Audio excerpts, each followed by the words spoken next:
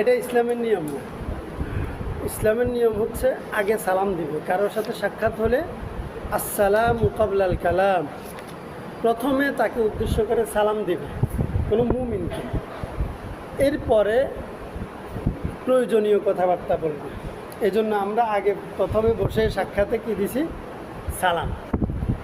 যাই হোক, সবাই কেমন আছেন? অনেক দিন পরে সাক্ষাৎ, যে বিভিন্ন পরিস্থিতি ছিল, সবার এক একটা হালত ছিল, এই জন্য নিজেও ইচ্ছে করে আসি নাই, কারণ সবার বিভিন্ন হালত একটু স্বাভাবিক হোক, কারণ দিনের কথা শোনার মানসিকতাও তো মানুষের মধ্যে থাকতে হবে। একজনের পানির মধ্যে বন্দি নিজের জীবনে, তারা যদি আমি টানি আনি বলে যে দিনের ওয়াজ শোনো, তাহলে বিষয়টা এটা উসুল না, দিনের নিয়ম না। এই জন্য আমি ইচ্ছা করে কিছুদিন দেরি করছি। ইনশাআল্লাহ আজকে সোমবার থেকে আমরা আবার প্রত্যেক সোমবারে আলোচনা ইনশাআল্লাহ ধারাবাহিক রাখবো। ওয়া তাওফীক ইল্লা বিল্লাহ। আলহামদুলিল্লাহ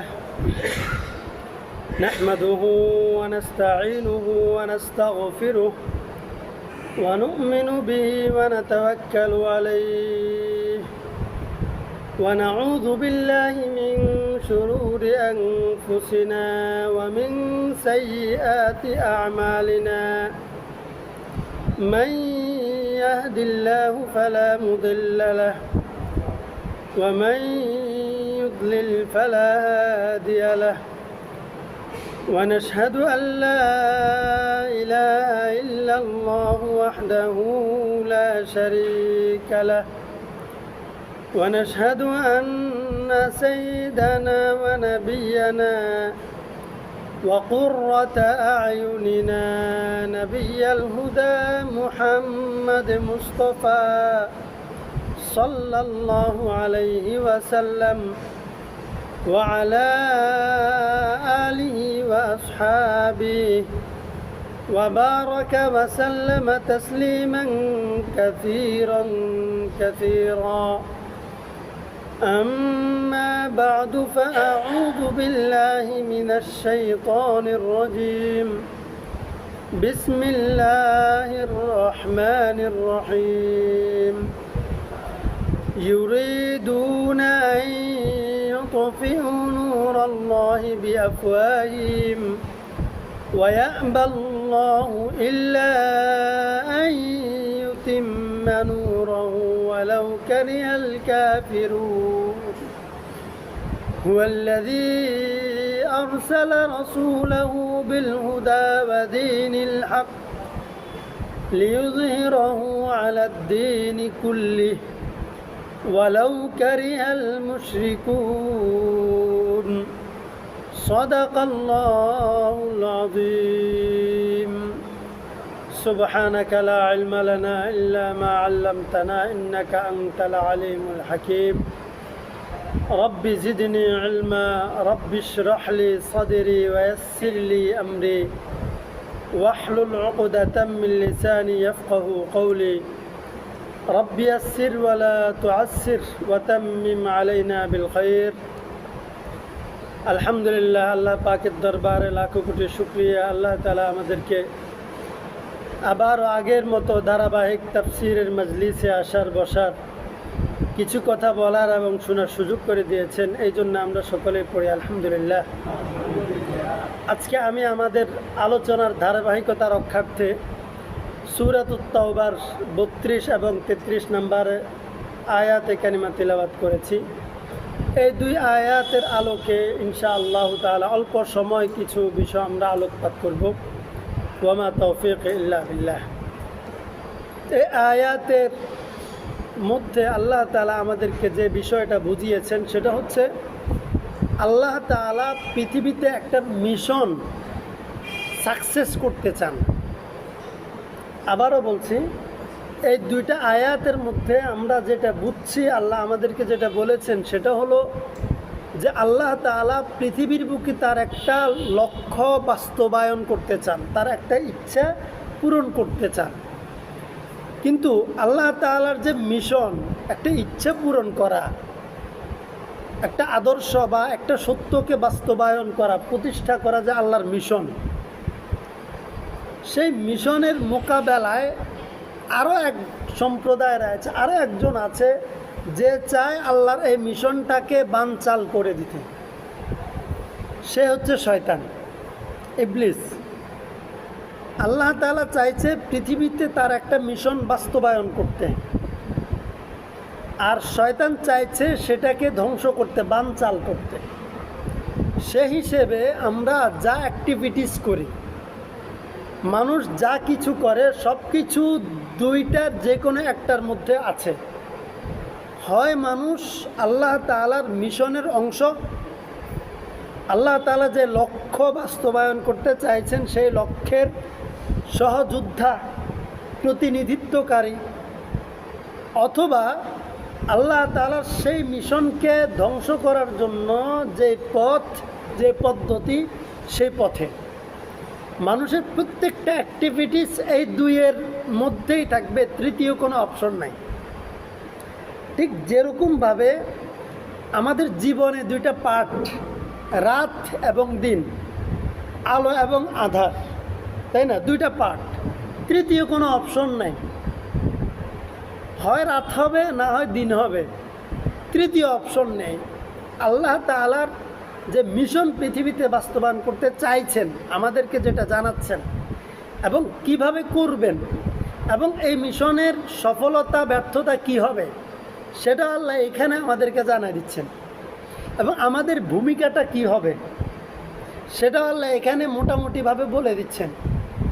এই জন্য আমরা দেখব যে আমাদের প্রত্যেকটা অ্যাক্টিভিটিস দুই ভাগে বিভক্ত। হয় আল্লাহ তাআলার ওই মিশনের অংশ সাকসেস করার পক্ষে, না হয় আল্লাহ তাআলার মিশন ধ্বংস করার পক্ষে। এখন আমরা কোন পক্ষে থাকতে চাই, প্রথমে এটা ডিসিশন নিতে হবে।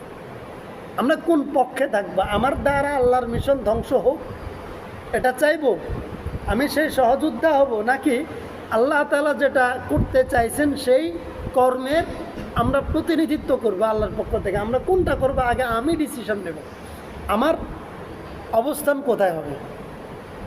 দেখেন আল্লাহ তাআলা বলে দিচ্ছেন আমাদের এই মিশনের সাকসেস রেট কি। যে এটা বোঝার আগে আরেকটা বিষয় বলি, যে মানুষ যখন পরীক্ষা দেয়, পরীক্ষার কয়েকটা ধাপ থাকে। পরীক্ষা, যে টেস্ট পরীক্ষা দেয়, প্রি টেস্ট দেয়, ফাইনাল পরীক্ষা দেয়, তাই না? একটা ছেলে প্রি টেস্ট পরীক্ষাতেও খুব ভালো রেজাল্ট করতে পারে, টেস্ট পরীক্ষাতেও খুব ভালো রেজাল্ট করছে, কিন্তু ফাইনাল পরীক্ষায় সে খুব ভালো করে নাই। অর্থাৎ ধরে যদি প্রি টেস্টে সে একবারে A+, কিন্তু ফাইনালে সে 33 নাম্বার পাই কোনো রকম উত্তীর্ণ হয়েছে, সে সফল না ব্যর্থ? অথবা সে একবারে ফেল করছে ফাইনালে।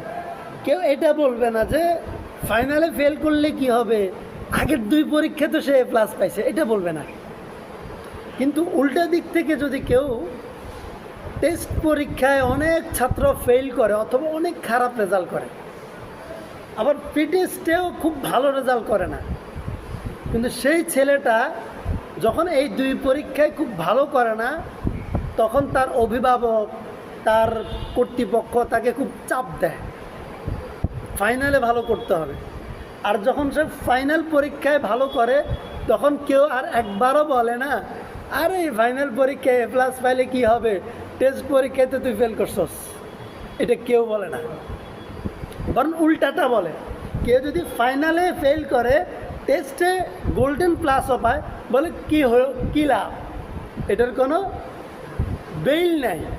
ঠিক সেমলি আমাদের জীবনে যে কর্মগুলো আছে, ধাপগুলো আছে, যে লড়াইটা আছে, যে মিশন সাকসেসের পথে আমরা যাচ্ছি, আমরা দফায় দফায় কোথাও আমরা সাকসেস হব লড়াইয়ে। এই লড়াইয়ে কখনো আমরা সাকসেস হব, কখনো আমাদের যারা প্রতিপক্ষ, শত্রু, ইন্না শায়তানা লাকুম আদুব্বুম মুবিন, আমাদের প্রকাশ্য দুশ্মন যে শত্রু, এবং আমাদের শত্রু ইহুদিবাদ, জায়নিজম, আমাদের শত্রু খ্রিস্টবাদ, আমাদের শত্রু হিন্দুত্ববাদ, মুশরিকিনরা। আল্লাহ কোরআনে বলেছেন এটা আমাদের প্রকাশ্য শত্রু, এবং এই মিশন সাকসেসের পথে যারা প্রতিবন্ধক। এখন আমরা আমাদের কাজের পথে যে লড়াইটা আছে, এই লড়াই আমরা নিজেরা কখনো সাকসেস হব, লড়াই কখনো তারা সাকসেস হবে, কিন্তু আল্লাহ তাআলা বলছেন ফাইনাল যে লড়াইটা হবে সেখানে কে হবে, এটা আল্লাহ তাআলা আগে আমাদেরকে বলে দিচ্ছেন, কেন যেন আমরা পথে হতাশ না হয়ে যায়। আল্লাহ বলছেন ইউরিদুনা, তারা চাইছে, তারা চায়, কারা? যারা আমাদের প্রতিপক্ষ। শয়তান চাইছে, হিন্দুত্ববাদীরা চাইছে, খ্রিস্টবাদরা চাইছে, জায়নিজম বা ইহুদিজম যারা আছে তারা চাইছে কি? আইয়ুতফিউ নূরাল্লাহি বিআফওয়াহিহিম, তারা ফুৎকারে, অর্থাৎ তাদের মানে এক লড়াইয়ে, এক ঝংকারে, এক ঝাঁকুনিতে তারা তাদের কৌশল দিয়ে আমাদেরকে পরাভূত করবে। অর্থাৎ আমাদের জন্য যে সত্য আল্লাহ পাঠিয়েছেন, আল্লাহর যে মিশনটা আছে সেটা তারা নস্যাৎ করে দিবে। আইয়ুতফিউ নূরাল্লাহি, আল্লাহর নূর মানে আল্লাহর যে বিধান, আল্লাহর যে মিশন, যে কোরআন, এই মিশনের এটা হচ্ছে যে যদি এভাবে বলি, এই আমাদের মিশনের আমরা যারা বাহিনী, আমাদেরকে যদি আমরা সেনাবাহিনী বলি, বাহিনী তো আমরা, আল্লাহর বাহিনী তো আমরা। আর তাহলে যে কোনো বাহিনী যুদ্ধ করার সময় তাদের সামনে একটা ম্যাপ রাখে, রাখে না?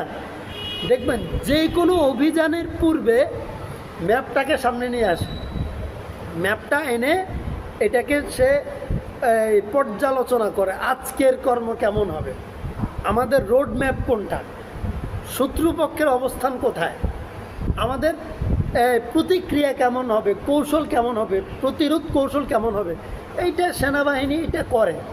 তো এই কোরআনটা হচ্ছে আমাদের সেই মিশনের রোড ম্যাপ, এই কোরআনটা। তো আমরা এই কোরআনটাকে সামনে রাখবো প্রত্যেকটা কদমে। আমাদের শত্রুপক্ষ কোথায় অবস্থান, তাদের আদর্শ কীটা, কোনটা, তাদের বৈশিষ্ট্যটা কী, এই সব কিছু আমরা কোরআন থেকে দেখব, অন্য কিচ্ছু দেখতে হবে না। অনেকে বলে যে হিন্দুত্ববাদী বোঝার জন্য তোমরা হিন্দুদের বই পড়ো, তোমরা খ্রিস্টানদের ধর্মীয় গ্রন্থ পড়ো, ইহুদিদের ধর্মগ্রন্থ পড়ো, সব কিছু পড়লেই না তোমরা জানবা, এভাবে অনেকে বলে। যে অনেকে এটা বলে, হজরত ওমর ইবনুল খাত্তাব রাদিয়াল্লাহু তাআলার সামনে যখন একজন সাহাবী এসে বলছেন যে একজন ইহুদিদের আলেম সে তাওরাত থেকে বয়ান করছে, অনেক সুন্দর সুন্দর বলে তাওরাতের কোট করছে, মানে রেফারেন্স তিনি উল্লেখ করছেন, তখন ওমর ইবনুল খাত্তাব রাদিয়াল্লাহু তাআলা গর্মাক্ত হয়ে, বিরক্ত হয়ে বলছেন, রাগান্বিত হয়ে বলছেন, তুমি কি বলছো, তুমি কার সামনে তুমি কি বলছো, তুমি কোরআনের মোকাবেলায় তুমি তাওরাত দিয়ে দলিল পেশ করছো? আরে বেটা, যেই নবী মূসার উপর তাওরাত নাজিল হয়েছে, সেই নবী মূসা আলাইহিস সালাম যদি এই যুগে অবস্থান করতেন, তাহলে তিনিও তাওরাত থেকে রেফারেন্স না দিয়ে কোরআন থেকে রেফারেন্স দিতেন। তাহলে এতটুকুই আমাদের বোঝার জন্য যথেষ্ট। এরপরেও যদি এই বিষয়টাকে বোঝানোর জন্য নিজেরা কিছু বুদ্ধিজীবীরা বুদ্ধিবৃত্তি দেখায়, তাহলে এটা এখানে আমাদের কথা চলবে না, দরকার নেই। তাদের জন্য কথা কি হবে? আল্লাহ কোরআন শরীফের মধ্যে বলে দিয়েছেন, ইদা খাতাবাহুমুল জাহিলুনা ক্বালু সালামা, যখন কোনো জাহেল মূর্খের দল কোনো কিছু বলবে, তাদের সাথে কিছু বলতে হলে কি করতে হবে? সালাম দিয়ে চলে যাও, পাশ কেটে চলে যাও, তাকে সালাম দিয়ে পাশ কেটে যাও, তার সাথে তুমি তর্ক করো না, তাকে বুঝাতেও দিও না। তো কেউ যদি এভাবে এরপরেও কথা বলতে চায়, তাহলে আর আমাদের কোনো কথা নাই, কারণ কোরআন চূড়ান্ত, তাই না? তাওরাত কি চূড়ান্ত? তাওরাতের মধ্যে হাজারো সুন্দর কথা আছে। তাওরাত আল্লাহর পক্ষ থেকে নাজিলকৃত কিতাব, এবং এটাকে সত্য কিতাব হিসাবে আমরা বিশ্বাস করি, আমাদের ঈমানের অংশ।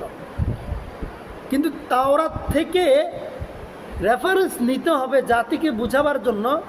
আধুনিক যুগে সেটা যদি কেউ বলে, তাহলে সে যেন কোরআনকে খাটো করে দেখছে, এটা কিন্তু আপনাকে সূক্ষ্মভাবে বুঝতে হবে। এই জন্য কোরআনটা আমাদের রোডম্যাপ। কি?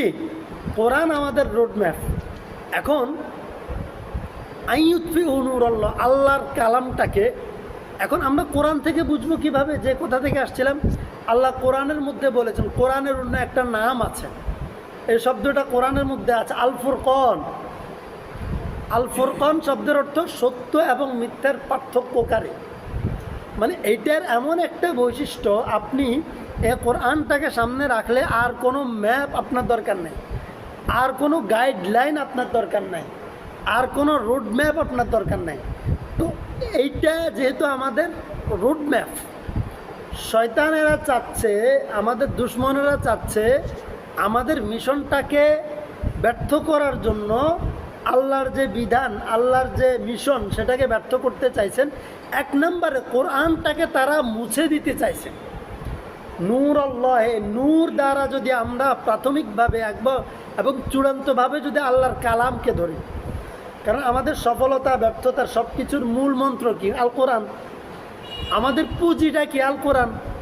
তাহলে আমাদের সব কিছুর মূল হচ্ছে আল কোরআন। তাহলে তারা কোরআনকে মুছে দিতে চায়। এটার সিম্পল একটা উদাহরণ দিই।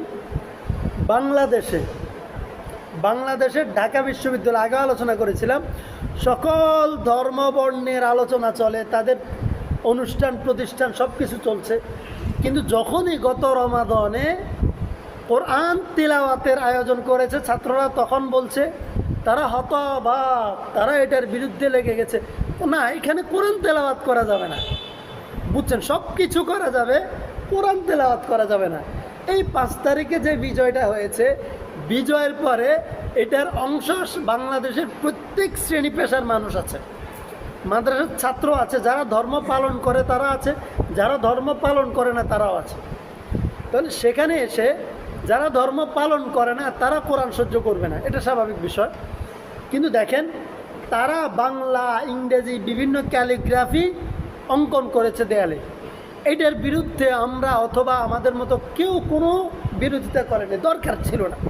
কিন্তু যখনই আমাদের ছাত্ররা যারা কোরআন প্রেমিক, আরবি হচ্ছে কোরআনের ভাষা, তাই না? আরবি কোরআনের ভাষা, কোরআনের আয়াত না, কোরআনের শব্দ দিয়ে, কোরআনের অক্ষর দিয়ে যখন ক্যালিগ্রাফি সাজানো হয়েছে, এক শ্রেণীর মানুষ এসে তারা বিরোধিতা করে এটা মুছে দিয়েছে না?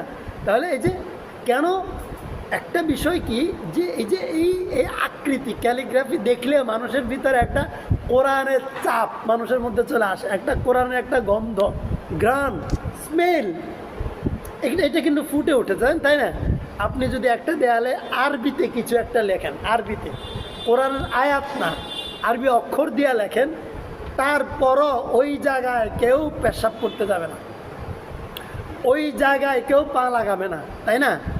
মানুষের ভিতরে এই ভালোবাসা আছে যে আরবির সাথে কোরআনের সম্পর্ক।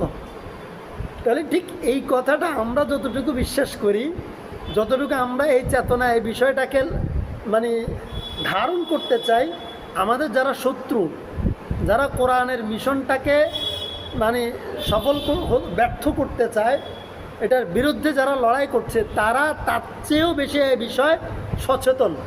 তারা কোরআনের ক্যালিগ্রাফিও সহ্য করবে না বাংলাদেশে, বুঝছেন না? তাহলে আল্লাহ যে বলছে আইয়ুতফিউ নূরাল্লাহ, তারা চাইছে আল্লাহর নূর, এই কোরআনটাকে মুছে দিতে। কি দিয়ে? ফু দিয়ে। আসলে ফু দিয়ে বোঝানোর চেষ্টা করেছে, এটা আমাদের ভাষা বোঝানোর জন্য। আসলে ফু দিয়ে যে বোঝানোর চেষ্টা করছে, ফু দিয়ে যে বিআফওয়াহিহিম, যে এটা যে আল্লাহ ফু দিয়ে তারা মুছতে চায়, এটা কেন? এই শব্দটা ফু দিয়ে শব্দ কেন ব্যবহার করেছেন? এটা আমাদের অভ্যাস, আমাদের পরিভাষা এটা, যে আমরা বলি আরে ফু দিলে উড়ে যাবে, বলছে না কিছুদিন আগে, ফু দিলে উড়ে যাবে। এই যে আমরা ধরো অনেক সময় দুষ্টামি করে আমরা প্রতিপক্ষকে বলি, এই যে একজনকে মানে আমরা প্রতিপক্ষকে ঘায়েল করার জন্য বা হালকা করার জন্য আমরা এই একটা শব্দ আমাদের জীবনে ব্যবহার করি। তো এইটা আল্লাহ ভালো করে জানেন, তো আল্লাহ এই জন্য, এবং এটা সবচেয়ে হালকা শব্দ, আল্লাহ এই জায়গায় এই শব্দটাই নিয়ে এসেছেন, যে শব্দটা আমরা সবচেয়ে বেশি ব্যবহার করি, যে ফু দিয়ে উড়িয়ে দিব। তো আল্লাহ এখানে বলে তারা ফু দিয়ে উড়িয়ে দিতে চায়। মূলত তারা ফু দিয়ে উড়িয়ে দেওয়ার অর্থ হচ্ছে যে যেখানে যেভাবে প্রতিরোধ করতে পারা যায় সেভাবে করবে। ফু দিয়ে উড়িয়ে দেওয়ার অর্থ কি? যেখানে যেভাবে প্রতিরোধ করা দরকার তারা সেখানে ওইভাবে সর্বোচ্চ শক্তি প্রয়োগ করে কোরআনকে প্রতিরোধ করার চেষ্টা করবে। এরকম একটা সম্প্রদায় পৃথিবীতে থাকবে। আমাদের লড়াই তাদের সাথে, যে আমরা যে শুধু কোরআন নিয়ে সাকসেস হয়ে যাব এত সোজা না। কোরআন নিয়ে আমরা আমাদের লক্ষ্যে পৌঁছে যাব এত সোজা না। পথে প্রতিরোধ ক্ষমতা আসবে, আমাদের শত্রুপক্ষ থাকবে।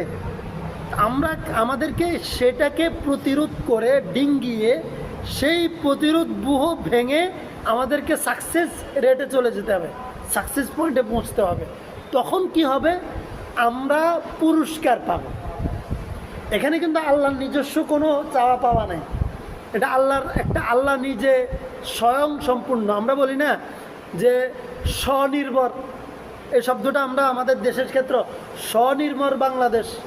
আসলে পৃথিবীতে কোনো সৃষ্টি স্বনির্ভর না, এটা আমাদের পরিভাষা, আমাদের সীমাবদ্ধতার ভিতরে আমরা এই শব্দগুলো প্রয়োগ করি। কিন্তু সামগ্রিকভাবে স্বনির্ভর শব্দটা শুধুমাত্র আল্লাহর ক্ষেত্রে ফিট। হুয়া আল হাই, হুয়া আল কাইয়ুম, তিনি চিরস্থায়ী, তিনি চিরঞ্জীব। ইন্নাল্লাহ আলা কুল্লি শাইইন কাদির, তিনি অপ্রতিরুদ্ধ, হ্যাঁ, সর্বময় ক্ষমতার মালিক। তারপরে লা ইয়ামুত, এই যে বিষয়গুলো, হ্যাঁ, তারপরে এই যে শব্দগুলো আল্লাহর ক্ষেত্রে,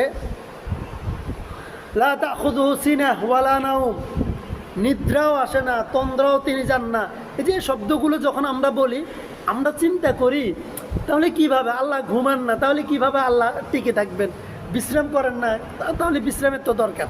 আপনি চিন্তা করেন, এগুলো আমাদের জন্য প্রযোজ্য। কেমনে বুঝবেন?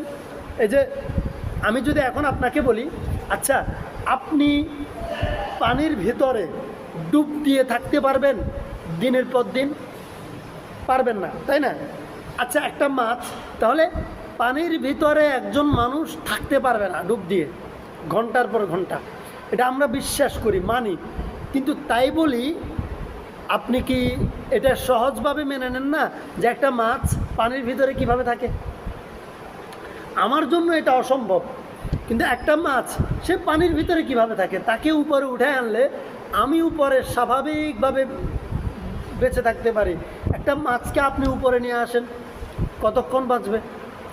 আমি স্বাভাবিকভাবে উপরে থাকতে পারি, একজন মানুষকে পানির নিচে 1 ঘন্টা বেঁধে রাখেন, টিকবে না। এই যে একটা জায়গা পরিবর্তন করলে আমরা আর বাঁচব না। কিন্তু কিছু প্রাণী আছে আবার, সে এই উভচর আছে না, একটা কুমির, তাকে আপনি উপরে রাখবেন সে বাঁচবে, নিচে নেবেন সে বাঁচবে, তাই না? এই যে জায়গাগুলো আপনি নিশ্চিতভাবে বুঝতে পারেন, তাই না? আপনি বুঝতে পারেন যে না, এটা আমার জন্য এভাবে ফিট, মাছের জন্য ওইভাবে ফিট, কুমিরের জন্য দোনো জায়গা ফিট। এই যে আমাদের মধ্যে সীমাবদ্ধতা আছে, এই জায়গাগুলো আমাদের জন্য। কিন্তু যখন আল্লাহর জন্য আপনি এই জায়গাগুলো চিন্তা করবেন, সেটা ভুল হবে। কারণ এই সব কিছুর ঊর্ধ্বে তিনি, এই সব কিছুর স্রষ্টা তিনি টাইম সিস্টেমের বাইরে, তিনি এই জাতীয় সীমাবদ্ধতার বাইরে ঊর্ধ্বে। সুতরাং একমাত্র স্বনির্ভরকে আল্লাহ। এখন আল্লাহ তাআলা বলেন, আইয়ুতফিউ নূরাল্লাহি বিআফওয়াহিহিম ওয়া ইয়াবাল্লাহ, তারা চাইবে এই মিশনটাকে ধ্বংস করতে। এখন এই মিশনের এই যখন চাইবে, তখন তাদের সাথে পদে পদে আমাদের লড়াই হবে, হবে না? অবশ্যই পদে পদে তাদের সাথে আমাদের লড়াই হবে। এখন এই লড়াই জিতবে কে? এখন প্রশ্ন, জিতবে কে? কিছু জায়গায় আমরা জিতব, কিছু জায়গায় তারা জিতবে। এই যে 15 থেকে 16 বছর লড়াই হয়েছে বাতিলের সাথে, হয়েছে না বাংলাদেশে? এই হিন্দুত্ববাদী একটা শাসকের সাথে লড়াই হয়েছে না? 15-16 বছর। এই 15-16 বছরের লড়াই জিতেছে কে? আমরা তো জিতি নাই, তারা জিতেছে। হিন্দুত্ববাদী যারা, তারাই জিতেছে। কিন্তু ফাইনাল লড়াই কে জিতেছে? আল্লাহ তাআলা সত্যবাদীদেরকে আল্লাহ বিজয় দিয়েছেন। এই যে ফাইনাল, সে লড়াইয়ে যে এই যে দেখেন দুইটা দেখেন জিতা না জিতা তারা তাদের পরাজয়ের লেভেল এবং আমাদের পরাজয়ের লেভেলটা দেখেন। আমরা যখন পরাজিত ছিলাম আমরা এই দেশে ছিলাম, আমরা যখন পরাজিত ছিলাম আমরা এখানে লড়ে আমরা লড়াই করে বেঁচেছিলাম। তাহলে আমরা আমাদের পরাজয় পূর্ণাঙ্গ পরাজয় না, আংশিক পরাজয়। ঈমান ইসলামের পরাজয় কি? আংশিক পরাজয়, পূর্ণাঙ্গ না। আমরা পরাজিত ছিলাম সাময়িক, এবং আমরা বেঁচে ছিলাম এই ভূখণ্ডে, এখান থেকে আমরা চলে যেতে হয় না। কিন্তু বাতিল যখন পরাজয় হয়েছে তখন সে এমনভাবে পরাজিত হয়েছে সে আর এক ভূখণ্ডে থাকতে পারে না। তাহলে দুইজনের পরাজয়ের লেভেল কি একরকম? ঠিক ফাইনাল পরাজয়। আল্লাহ তাআলা বলেন তারা চাইবে ইসলামের আলোকে মুছে দিতে, কিন্তু এই লড়াইয়ের মধ্যে কখনো কখনো তারা জিতবে, কখনো কখনো তুমি জিতবে। তারা যখন জিতবে তখন তুমি পূর্ণাঙ্গভাবে হারবে না, তুমি সাময়িকভাবে হেরে যাবে। সুতরাং তুমি হেরে গিয়ে আবার উঠে দাঁড়াও, তুমি হতাশ হবে না। কি করবে? তুমি আবার প্রতিরোধ গড়ে তোলো। বিনিময় কি হবে? ওয়ায়াবাল্লাহ ইল্লা আন ইউতিম্মা নূরাহ ওয়ালাউ কারিহাল কাফিরুন। কাফেররা যতই অপছন্দ করুক, কাফেররা কি যতই অপছন্দ করুক, ওয়ায়াবাল্লাহ, আল্লাহ তাআলার সিদ্ধান্ত, আন ইউতিম্মা নূরাহ, তার নূরকে তিনি পূর্ণাঙ্গ রূপ দিবেনই। সুবহানাল্লাহ, তিনি তার নূরকে, ইসলামের বিধানকে পূর্ণাঙ্গ বিজয় যেটা সেটা দিবেন। এটা কার সিদ্ধান্ত? আল্লাহর সিদ্ধান্ত। এই পথের লড়াই করব কে? আমি। আল্লাহ নিজে এসে তাদের সাথে লড়াই করবেন না। কেন? এটা খাটে না, এটা মানায় না। মূর্তি পূজারীর সাথে আল্লাহ লড়াই করবেন, এটা মানায়? হিন্দুত্ববাদীদের সাথে আল্লাহ লড়াই করবেন, এটা মানায়? মানায় না। কেন মানায় না? দেখবেন আমরা যারা অনেক বড়রা আছে আমরা বলি আর ধরো তোর সাথে আমি কি লড়বো, আমি আমার ছোটদেরকে পাঠাই দেব। বলো না আমাদের ছাত্রলীগে যথেষ্ট। তারা মনে করতো আমাদের ছাত্রলীগে যথেষ্ট, মানে আমরা এখানে আমরা তো অনেক বড় লেভেলে আছি, আমরা তোর সাথে কি লড়বো। এটা কিন্তু এইভাবেই তারা ইয়া করে। আর আমাদের ছোটদেরকে পাঠাই দিব, আমি কি তোর সাথে লড়বো, আমার ছাত্রকে পাঠাই দিব, তুই আমার সাথে আমার ছাত্রর সাথে বস বেটা। যে এই লেভেলটা, তো লেভেল মানুষ ইয়া করে, মেনটেন করে, লেভেল মেনটেন করে। এক্ষেত্রে আল্লাহ তাআলা তাদের সাথে কেন লড়বেন? আল্লাহ তাআলা লেভেল মেনটেন করছেন আমাদেরকে দিয়ে। আল্লাহ বলছেন বিজয়ী হবে তোমরা, আমার মিশন নিয়ে তোমরা আগাও। তোমাদের পথে প্রতিরোধ বহু তৈরি করবে তারা, আর তোমরা লড়বে। কখনো কখনো তোমরা সাময়িকভাবে হেরে যাবে, কিন্তু চূড়ান্ত বিজয় তোমাদেরই হবে। তো এরপর আল্লাহ তাআলা বলেন ওয়ালাউ কারিহাল মুশরিকুন, যদিও মুশরিকিনদের অপছন্দ হয়। যেমন ঢাকা বিশ্ববিদ্যালয় সিরাত কনফারেন্স হয়েছে না? এক কোরআন তেলাওয়াতকে তারা বাধাগ্রস্ত করেছে, সেখানে কোরআন তেলাওয়াত হয়েছে, কোরআনের তাফসির হয়েছে, সিরাত কনফারেন্স হয়েছে। তাহলে কোন পর্যায়ে আল্লাহ পৌঁছে দিয়েছেন? এটাকে কন্টিনিউ, এখনও কিন্তু বিজয় হয় নাই। আল্লাহ এগুলো ধাপ আমাদেরকে দেখাচ্ছেন যে এগুলো ধাপ, যে তোমাদের যে বিজয় হবে, তোমরা মিশনে এগিয়ে যাওয়ার জন্য আরও কাজ করো। আমরা কেন কাজ করব? দেখেন পরের আয়াতটা সংক্ষেপে বলে শেষ করছে। আল্লাহ বলেন ইয়া আইয়ুহাল্লাযীনা আমানু, হে হুয়াল্লাযী আরসালা রাসূলাহু। এই মিশনের নেতৃত্বে আল্লাহ পাঠিয়েছেন রসুলদেরকে বিল হুদা ওয়া দীনিল হক, বিল হুদা ওয়া দীনিল হক, দ্বীনে হক এবং দ্বীনে হকের পথের নির্দেশনা বলে হেদায়েত দিয়ে আল্লাহ নবীদেরকে পাঠিয়েছেন। লিইয়ুযহিরাহু আলাদ দীনি কুল্লি, দ্বীন এবং হেদায়েত দুইটা দিয়ে পাঠিয়েছেন আল্লাহ নবীদেরকে। কেন পাঠিয়েছেন?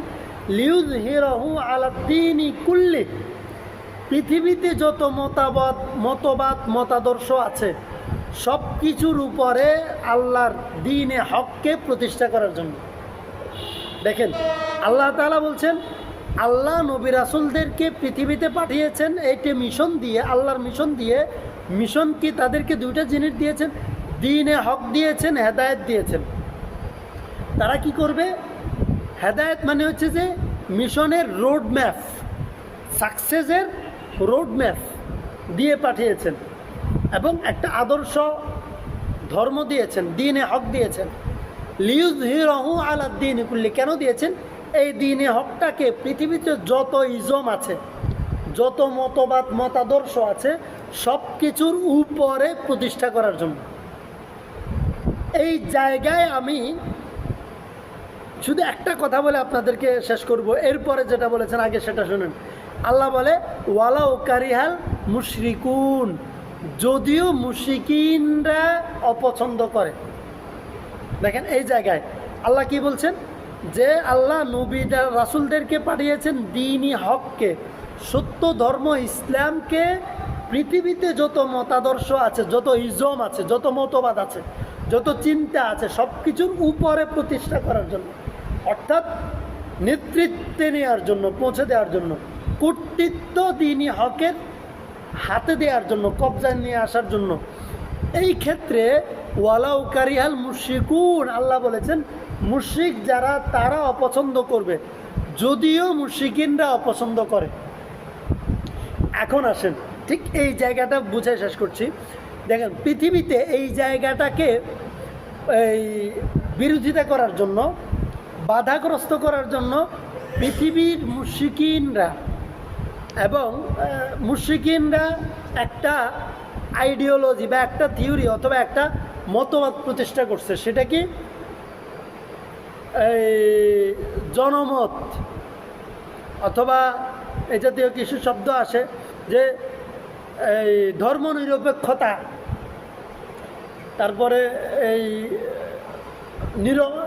কিছু শব্দ আছে কি জানি, এই শব্দটা এখন আসতেছে না হঠাৎ, যে মানুষ বলে যে আমি এই কোনো পক্ষে না, ধর্ম নিরপেক্ষতার ছাড়া আরেকটা শব্দ আছে, যাই হোক এখন মনে আসতেছে না, যে এই জাতীয় কিছু সুন্দর শব্দ, যে সবার মতামত প্রতিষ্ঠা, সবার মতামত গ্রহণ এবং সবার যে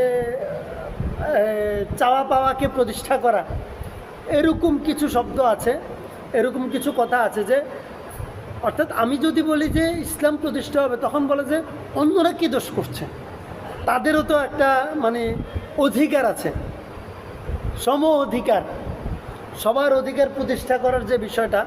আরও একটা সুন্দর শব্দ আছে এক্ষেত্রে, আমার সেটা মনে পড়তেছে না, যাই হোক, যে সেটা ফিট হইতো বেশি, যে সম অধিকার, সকলের অধিকার প্রতিষ্ঠা করা। এই যে বিষয়টা, এই জাতীয় সুন্দর সুন্দর কথা আনছে কেন জানেন? এই জায়গাকে প্রতিরোধ করার জন্য। যে আল্লাহ বলেছেন যে তোমরা যে দ্বীনে হক প্রতিষ্ঠা করবে, সেই পথে মুশরিকিন এবং কাফেরেরা অপছন্দ করবে। একবার বলছে ওয়ালাউ কারিহাল কাফিরুন, যারা কাফের তারা এটাকে অপছন্দ করবে। আবার বলছে ওয়ালাউ কারিহাল মুশরিকুন, মুশরিকরা অপছন্দ করবে, মানে হিন্দুরা, ভারতীয়রা অপছন্দ করবে, আর ইসরায়েল এবং আমেরিকানরা অপছন্দ করবে। স্পষ্ট কোরআনের আয়াতে দুইটাই স্পষ্ট হয়ে যায়। কাফিরুনের মধ্যে চীন, রাশিয়া, আমেরিকা, জাপান, তারপরে এই ইসরায়েল, এসব রাষ্ট্র, ব্রিটেন, সব রাষ্ট্র অন্তর্ভুক্ত কাফিরুনের মধ্যে। আর মুশরিকুন বলে আলাদা স্পেসিফিকলি ভারতীয়দেরকে বুঝিয়েছেন, হিন্দুত্ববাদীদেরকে বুঝিয়েছেন। মুশরিকুন মানে কোরআন তেলাওয়াত করবেন, যখনই কোথাও মুশরিকুন শব্দটা পাবেন, প্রথমে বুঝবেন যে এই কথাটা হিন্দুদেরকে বোঝাচ্ছে আল্লাহ। এইটা কি বলেন হুজুর? মুশরিক বললে এটাকে প্রথম মেজ দেয়, প্রথম লক্ষ্য হচ্ছে কারা? মুশরিকুন মানে প্রথম টার্গেট হচ্ছে যে হিন্দুরা। আল্লাহ বলে যদিও তারা অপছন্দ করবে, তারপরেও পৃথিবীর এই শ্রেণীগুলোকে অপছন্দ করে হলো তাদের অপছন্দকে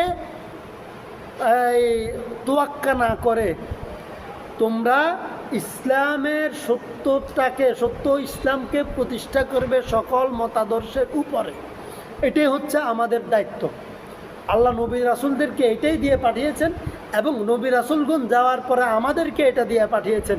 প্রত্যেকটা মুমিনের দায়িত্ব দ্বীনি হক, দ্বীনি ইসলামকে প্রত্যেকটা মতবাদের উপর প্রতিষ্ঠা করা। এই ক্ষেত্রে যদিও মুশরিক এবং কাফেররা অপছন্দ করে, নারাজ হয়, মনে কষ্ট নেয়, তবুও তোমাকে পরোয়া করা যাবে না তাদেরকে। এই পথে তোমাকে এগুতে হবে। পরিণামে কি হবে? তারা হয়তো বলবে তোমার দিকে আমি যে বন্ধুত্বের হাত এটা গুটাই নিব, তোমাকে আমি সহযোগিতা করব না। আপনি বলবেন লাগবে না তোর সহযোগিতা। আফগানিস্তান দেখছেন না, আফগান কারো সহযোগিতা নেয় নাই, বরং সুপার পাওয়ারের মোকাবেলা করে ইসলাম দ্বীনি হক প্রতিষ্ঠা করছে। এখন আর তাদেরকে কাউকে গুনতে হয় না, কাউকে মেপে চোপে তাদেরকে এগোতে হয় না। 100% ইসলাম তারা এখন প্রয়োগ করছে, প্রতিষ্ঠা করছে, ইসলামী আইন বাস্তবায়ন করছে। আমেরিকারও সাহস হচ্ছে না যে তাদের বিরুদ্ধে কিছু বলবে। ইভেন জাতিসংঘের সাহস নাই যে আফগানের বিরুদ্ধে কিছু বলবে। যদি কিছু বলে, আফগান জাতিসংঘকে বলবে আমি কি তোর সহযোগিতায় স্বাধীনতা পেয়েছি? দেখেন নাই ভারতের এক সহযোগিতায় বাংলাদেশ 55 বছরের গোলামি বরণ করে নিয়েছে। ভারতের গোলামি 55 বছর গোলামি করেছে শুধুমাত্র 71-এ এক সহযোগিতায়। এখনও গোলামি করছে, এখনও গোলামির দিকে হাঁটছে। আল্লাহ তাআলা মাফ করুন। এই জন্য আমাদের কাজ হবে এটা। হিন্দুত্ববাদী ভারত নারাজ হবে না, খুশি হবে, এটা কোনো ম্যাটার করে না। আমেরিকা নারাজ হবে না, খুশি থাকবে, এটা কোনো আমাদের সাবজেক্ট না। এটা আমাদের কোনো সাবজেক্ট না। আমাদের সাবজেক্ট হচ্ছে আমাদেরকে দ্বীনি হক, দ্বীনি ইসলামকে সর্বোচ্চ পর্যায়ে, যখন যেখানে যেটা সর্বোচ্চ পর্যায়ে, আপনার ঘরে সর্বোচ্চ পর্যায়ে, আপনার প্রত্যেকটা লেভেলে আপনি এটা বাস্তবায়ন করবেন। আপনার সমাজের সর্বোচ্চ পর্যায়ে মাদ্রাসা, মসজিদ, স্কুল এবং সালিশগুলো, আপনার ইউনিয়নের সর্বোচ্চ পর্যায়ে আপনার ইউনিয়ন পরিষদ, আপনার থানার সর্বোচ্চ পর্যায়ে আপনার উপজেলা পরিষদ, আপনার জেলার সর্বোচ্চ পর্যায়ে আপনার এই এমপির জায়গা, আপনার রাষ্ট্রের সর্বোচ্চ পর্যায়ে হচ্ছে যে সংসদ ভবন। আপনি সর্বোচ্চ পর্যায় পর্যন্ত দ্বীনি হককে প্রতিষ্ঠা করবেন। সেই জায়গাগুলোতে যেন কারো পছন্দ অপছন্দ তোয়াক্কা না করে ইসলামটাকে মানুষের জন্য প্রতিষ্ঠা করতে পারে, ইসলামের আইন বাস্তবায়ন করতে পারে, ইসলামের কথা বলতে পারে, ইসলাম মত জীবন এবং দেশকে সাজাতে পারে। সেই কাজটা করা আমাদের দায়িত্ব। কার? আমাদের প্রত্যেকের, আমার না, আমাদের সবার। এবং এটা যদি আলাদাভাবে বলি, আমাদের প্রত্যেককে বলতে হবে এটা আমার দায়িত্ব। কার? আমার দায়িত্ব। এই দায়িত্বে সাকসেস কে হবে বলেন তো? আমি হব। আমি যদি একাও হই আর সারা পৃথিবী যদি আমার বিরুদ্ধে হয়, আমি সাকসেস হব। কেন? আল্লাহ তাআলা বলেছেন আল্লাহু ওয়া'বাল্লাহু আন ইউতিম্মা নূরাহু ওয়ালাউ কারিহাল কাফিরুন, যে আল্লাহ তাআলা তার বিধানকে পৃথিবীতে বাস্তবায়ন করবেন, এই মিশনকে সাকসেস করবেন, যদিও কাফের এবং মুশরিকরা নারাজ হয়, বিরোধিতা করে, তবুও আল্লাহর বিধান বাস্তবায়ন সারা পৃথিবীতে হবে। এবং এটা হচ্ছে কি বাস্তবতা। তামিম দারি রাদিয়াল্লাহু তাআলা আনহু বলেছেন হাদিস, যে পৃথিবীর যেই পর্যন্ত সূর্যের আলো পৌঁছেছে সেই পর্যন্ত কোরআনের বিধান পৌঁছবে ইনশাআল্লাহ। ইনশাআল্লাহ। এখন শুধু আমাদেরকে এই মিশনের কি হওয়া, অংশগ্রহণ করা, নিজেদেরকে অংশীদার করা। এটা যদি আমরা করতে পারি, আমরা তাহলে আল্লাহর কাছে পুরস্কার প্রাপ্ত হব। এটাই আল্লাহর এখানে নিজস্ব কোনো চাওয়া পাওয়া নাই। চাওয়া পাওয়া কি? আমাদেরকে পুরস্কৃত করতে চাইছেন। যারা এই কাজে অংশ নেবে তাদেরকে আল্লাহ পুরস্কার দিবেন। এটা হচ্ছে আল্লাহর ভালো লাগা, এটা হচ্ছে আল্লাহর চাওয়া পাওয়া। নিজস্ব কিছু চাওয়া পাওয়া নাই। এই জন্য আমার স্বার্থে আমি দ্বীনি হক প্রতিষ্ঠা করার এই মিশন আমি এগিয়ে নেওয়ার চেষ্টা করতে হবে। এজন্য আমাকে সবচেয়ে বেশি কোরআন পড়তে হবে। কি? কোরআন পড়তে হবে সবচেয়ে বেশি। কোরআনের কাছে আসতে হবে, আল্লাহর ঘরে আসতে হবে, নামাজ এবং কোরআন তেলাওয়াত এই দুইটা বাড়াইতে হবে। প্রথম কাজ কয়টা? নামাজ এবং কোরআন তিলাওয়াত, এই দুইটা প্রথমে বাড়াইতে হবে বুঝার জন্য। ঠিক আছে, আল্লাহ তাআলা আমাদেরকে সফল করুন, কামিয়াব করুন। সহিহ বুঝদান, আমিন। ওয়া আখির দাওয়ানা আলহামদুলিল্লাহি রাব্বিল আলামিন।